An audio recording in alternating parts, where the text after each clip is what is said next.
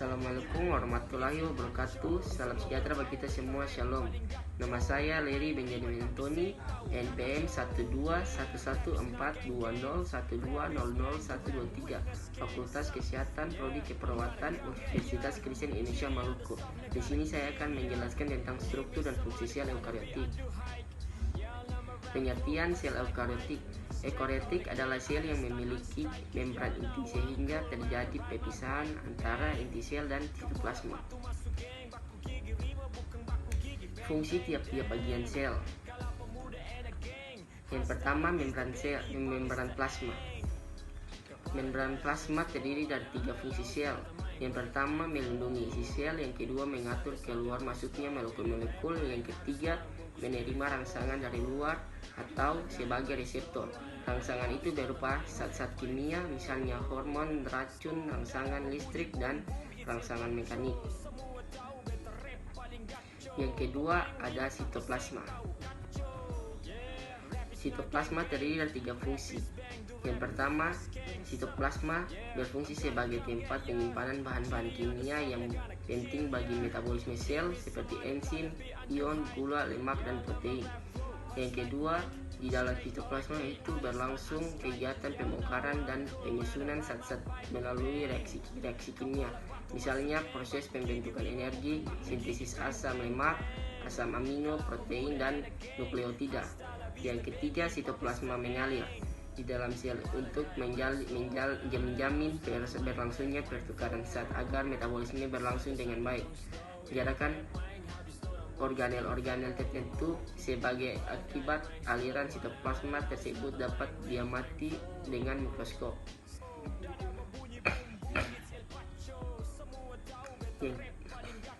Yang ketiga ada nukleus. Nukleus terdiri dari beberapa fungsi. Yang pertama, mengendalikan seluruh kegiatan sel, misalnya metabolisme. Yang kedua, menyalurkan RNA dan unit ribosom dari inti ke sitoplasma. Yang ketiga, mengatur pembelahan sel. Yang keempat, membawa informasi genetik. Di dalam nukleus terdapat DNA yang mengandung informasi genetik atau sifat-sifat yang dapat diwariskan. Yang keempat, sentriol terdiri dari beberapa fungsi, yaitu pembentuk kedua kutub mitosis. Yang kedua, sebagai MTOC bagi mikrotubula dapat disebut sebagai nukleus bagi sel.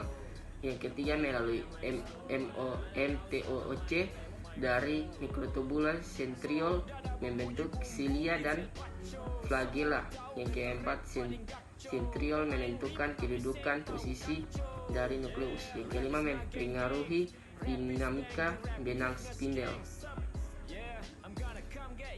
Yang kelima, retikulum endoplasma terdiri dari beberapa fungsi. Yang pertama, sebagai penampung sintesis protein untuk disalurkan ke kompleks Golgi dan akhirnya dikeluarkan dari sel. Yang kedua, menyintesis lemak dan kolesterol. Yang ketiga, menawarkan racun atau detoksifikasi, misalnya Re yang ada dalam sel hati. Yang keempat, jalan transport dalam memindahkan molekul-molekul dari bagian sel yang satu ke bagian sel yang lain. Yang keenam, ada ribosom.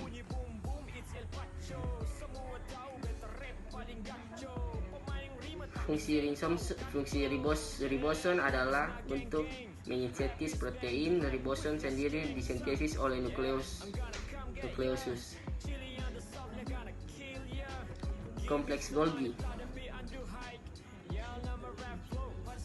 Kompleks Golgi terdiri dari beberapa fungsi, yaitu menambahkan gliokoslat pada protein sehingga terbentuk lipoprotein.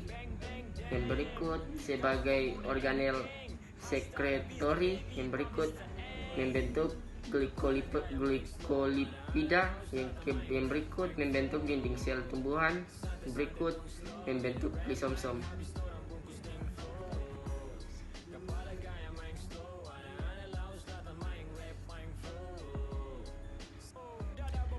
Yang berikut, lisosom. Lisosom merupakan membran berbentuk kantong kecil yang berisi enzim hidrolitik yang disebut lisosim. Enzim ini berfungsi dalam pencernaan intrasel, yaitu mencerna zat-zat yang masuk ke dalam sel. Badan mikro. Fungsinya adalah sebagai oksidator substrat dalam asam lemak serta menjadi jalur glikoat. Kloroplas hanya terdapat pada sel tumbuhan dan berfungsi untuk melakukan fotosintesis. Mitokondria terdiri dari 3 fungsi, yaitu memproduksi energi, mengatur kematian sel, dan menyimpan kalsium. Dan yang terakhir adalah mikrotubulus dan mikrofilamen. Terdiri dari beberapa fungsi, yaitu mempertahankan bentuk sel, memiliki peran dalam perubahan bentuk sel kontraksi otot. Mikrofilamen ini biasanya membentuk jaringan submembran plasma untuk mendukung bentuk sel. Dan yang terakhir kontraksi otot, filamen aktin bergantian dengan serat yang lebih tebal dari miosin yang membentuk protein motorom dan dalam jaringan otot. Sekian dan terima kasih.